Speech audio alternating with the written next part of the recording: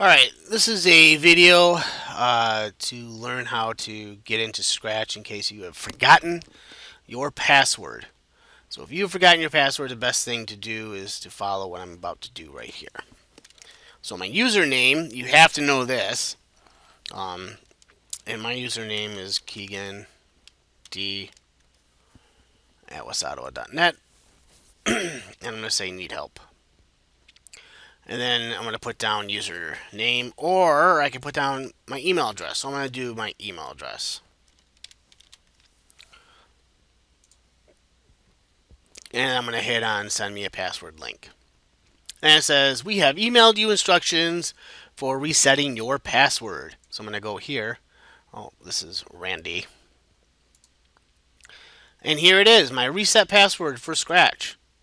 And it says, hi, D. Keegan. So I was even putting that in wrong. So I right click on this. I'm going to open it in a new tab. And now I can create my new password.